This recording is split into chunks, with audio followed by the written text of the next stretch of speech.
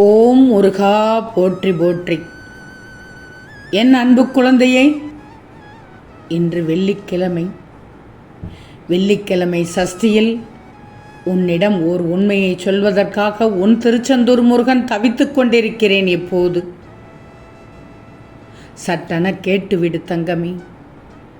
நீ இழந்தது எதுவாக இருந்தாலும் இந்த முருகன் உனக்கு தரப்போகிறேன், கிடைக்கச் செய்ய போகிறேன். உனது கண்ணீரானது ஆனந்த கண்ணீராக மாறப்போகிறது.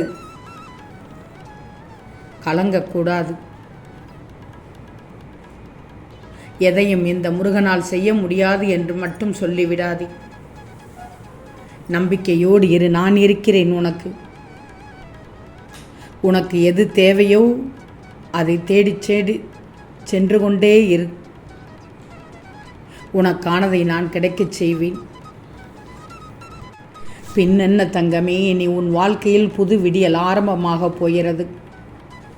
நடப்பதெல்லாம் நன்மைக்குன்னு நினச்சிக்கோ. உன்னுடைய போராட்ட வாழ்க்கையில் தீர்வு கிடைக்காமல் தவித்து கொண்டிருக்கிறாய், விடை தெரியாமல் விழித்து கொண்டிருந்தாய். அப்படிப்பட்ட உன் சூழ்நிலையை இந்த திருச்செந்தூர் முருகன் என்று சஷ்டியில் மாற்றி காண்பிக்கப் போகிறேன். உன் மனது தெளிவாகிவிடும். சின்ன சின்ன கற்களாக இருந்தாலும் அதை எடுத்து போட்டாலும் காலம் கடந்து வரும்போது உனக்கு அது கோட்டையாகத்தானே மாறும். அதுவும் பெரும் கோட்டையாக மாறும், உருவாக்கிவிடும். உன் வாழ்க்கையில் துன்பம் நீங்கி நல்ல விடியலுக்காக காத்திருக்கிறாய். கொஞ்சம் தாமதமாகிவிட்டது. உனக்கானதை நிறைவேற்ற கொஞ்சம் தாமதமாகிவிட்டது. இனி உன் வாழ்க்கையில் புது விடியலை பார்க்கப் போகிறாய். ஆனால் உனக்கு எல்லாம் முடிந்தது போல் இப்போது தோன்றும். இதெல்லாம் முயற்சி செய்தால் கூட நடக்குமா என்ற சந்தேகம் வந்துவிட்டது தானே. இதற்கு மேல் இப்படி நினைக்கக்கூடாது. இப்படி நினைப்பதால் தான் பயப்பட ஆரம்பித்து விட்டாய். நீ உன் வாழ்க்கையில் ஒருவருக்கு அளவுக்கு அதிகமாக முக்கியத்துவம் கொடுக்கும்போது உன் வாழ்க்கையை இழந்து விட்டாய். இயற்கையோடு ஒன்றி வாழ்ந்த காலம் மாறி செயற்கையாக மனிதர்கள் திருப்திப்படுத்துவதாக நினைத்து தங்களை தாங்களே ஏமாற்றிக் கொண்டிருக்கிறார்கள். அவர்களாகவே ஏமாந்து விடுகிறார்கள். மற்றவர்கள் மனதை பற்றி நீ எண்ண வேண்டாம். மற்றவர்களுடைய மனதினை படிக்க நினைக்கவே வேண்டாம். உன் மனதின் நிம்மதி படிப்படியாக குறைந்துவிடும். வாழ்க்கையில் பணத்தை தேடிக்கொண்டே இருக்காதே. கிடைத்ததை அனுபவிக்கவும் நேரம் ஒதுக்கிக்கோ. பணத்தை தேடிக்கொண்டிருந்தால் இருப்பதையும் இழந்து விடுவாய். தக்க வச்சுக்கோ. எது தேவையோ, எது எப்போ கிடைக்கிறதோ அதை உடனடியாக கொட்டி கவிழ்த்து விடக்கூடாது. தேவைக்கேற்ப சேர்த்து வைத்து கொள்ள வேண்டும். உன் முன்னேற்றத்தை பற்றி அக்கறை கொள்ள யாருக்கும் விருப்பமோ நேரமோ அவசியமோ இல்லை என்பதை மட்டும் புரிஞ்சுக்கோ. உனக்கு நீயே சில நிபந்தனைகளை வச்சுக்கோ. நிபந்தனையற்ற வாழ்வே சிக்கல்களிலிருந்து விடுபடுவதற்கு ஒரே வழி. நான் சொல்வதையெல்லாம் கேட்டுக்கோ. முதல்ல நீ எந்த காரியத்தை செய்ய விரும்பினாலும் பேசுவதை நிறுத்தி செயலை மட்டும் தொடங்கு. மகிழ்ச்சியின் ரகசியம் விரும்புவதை செய்வதாகும். வெற்றியின் ரகசியமோ செய்வதை விரும்புவதும். சோகம் மட்டுமே இங்கு வாழ்க்கை கிடையாதே. சுகமாகவே எந்த நாளும் வாழ்ந்துவிடவும் முடியாது.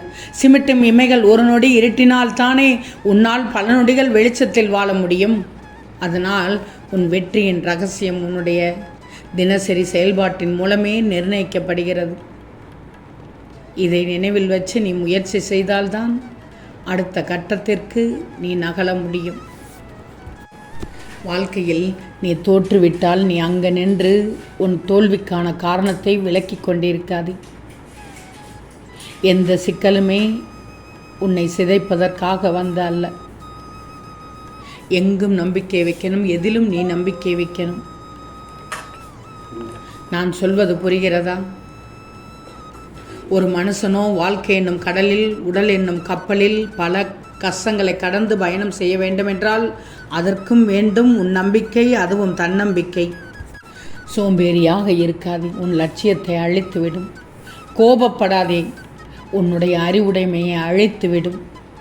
பயப்படாதே, பயம் என்பது கனவுகளை அழித்துவிடும். அகங்காரம் கொள்ளாதே, உன் வளர்ச்சியை அழித்துவிடும். பொறாமைப்படாதே, உன் அமைதியை அழித்துவிடும். யார் மீதும் ஏன் உன் மீதும் சந்தேகப்படாதே, நம்பிக்கையை அழித்துவிடும். நான் சொல்வதையெல்லாம் கேட்டால் உனக்கான நல்ல வாய்ப்பு, நல்ல வாழ்க்கை காத்து கொண்டிருக்கிறது. என்ன சொல்ல வாரேன் என்று உனக்கு தெரிகிறது தானே? தோற்று விடுவோமோ பயம் இருக்கக்கூடாது. அதிகமான வாய்ப்புகள் கிடைத்ததால் தான் தோல்வி பெற்று கொண்டிருக்கிறார்கள். வரும் வாய்ப்புகளை தக்க வச்சுக்கோ, நல்ல முறையில் பயன்படுத்திக்கோ.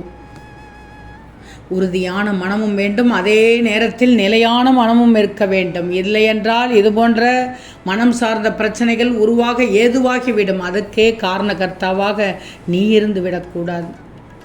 மனசு அமைதியாக வச்சுக்கோ. எதுவுமே நிரந்தரம் இல்லை. அமைதியாக இரு, தனியாக இரு. எல்லோரும் கடைசி வரை இருக்க மாட்டார்கள். யாரும் கவலைப்பட மாட்டார்கள். உன் சோகத்தை மறைச்சிக்கோ. உன் நேரத்திற்கு முக்கியத்துவம் கொடு. நேரம் திரும்ப வராது. தனிப்பட்டவராக இரு. உன்னில் சிறந்ததை யாருமே விரும்ப மாட்டார்கள். உனக்கானது என்பதை கடவுள் முடிவு செய்துவிட்டால் எப்படியாவது உன்னை வந்தடைய வழி செய்வார் என்று நினைச்சுக்கோ. உனது நியாயமான விருப்பம் கைகூடும். எல்லா நம்பிக்கையும் இழந்த போதும் உனக்கு என்மேல் இறை சக்தி இருக்கிறது என்பதை மட்டும் நினைவில் கொள். ஒரு நொடியில் அற்புதம் நிகழும். யாம் இருக்க பயமேன் தங்கமே, நான் இருக்கிறேன் உனக்கு அனைத்தையும் செய்வதற்கு. எதிர்காலத்தை பற்றி பல வருடங்களாக நீ யோசிப்பதை விட இப்போதைய வாழ்க்கையை பற்றி, இப்போது வாழும் சூழலை பற்றி சில நிமிடங்கள் யோசித்தாலே போதும்.